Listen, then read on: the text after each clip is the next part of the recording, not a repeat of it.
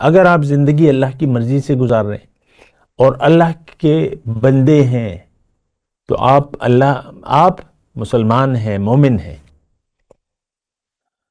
لیکن اگر آپ زندگی منچاہی گزار رہے ہیں اور دنیا کی طرف رخ ہے آپ کا، اور دنیا آپ کا مسئلہ نمبر 1، پہلا اور آخری مسئلہ آپ کا دنیا ہے، تو آپ اللہ کے بندے نہ ہیں، نہ بن سکتے ہیں. آپ اپنی مرضی کے تابع ہیں، بس آپ کی مرضی، ہوائے نفس. ارائیت من اتخذ الہہ ہواہ، تو یہ شرک ہے. دیکھیں میں گفتگو تھوڑا سا آگے بڑھاتا ہوں. اصل میں آپ سے بات کر رہا ہوں سورہ نساء میں 2 جگہ یہ مضمون آیا ہے، لیکن ایک میں آپ کو ایک آیت نمبر 116 کہ ان اللہ لا یغفر ان یشرک بہ ویغفر ما دون ذلک لمن یشاء ومن یشرک باللہ فقد ضل ضلالا بعیدا. یہ آیت نمبر 116 ہے. اس کا مطلب یہ ہے لفظی بات کہ اللہ تعالیٰ نہیں بخشے گا. میں نے کیا ناقابل معافی جرم، ان یشرک بہ کہ کسی کو اس کا شریک بنایا جائے، وَيَغْفِرُ مَا دُونَ ذَلِكَ لِمَن يَشَاءُ اس کے سوا جس کو چاہے گناہ معاف کر دے گا اللہ تعالیٰ.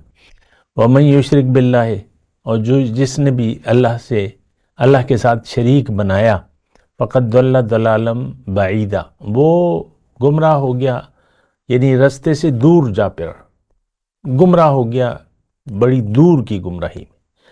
ہم گمراہ ہو چکے ہیں. ہمارا معبود اللہ نہیں بلکہ خواہشات نفس ہیں. یہ دیکھیں ساری باتیں میں اللہ کی عطا سے قرآن سے ہی کر رہا ہوں.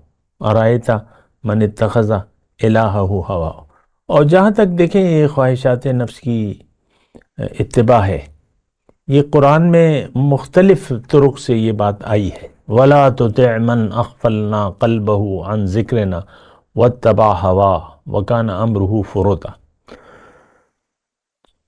کہ تم پیروی نہ کرنا اس شخص کی بات نہ ماننا جس کا دل میری یاد سے غافل ہے اور وہ من چاہی زندگی گزار رہے ہیں. وَاتَّبَعَ هَوَاهُ اور اس کا ہر کام افراط و تفریط پر مشتمل ہے.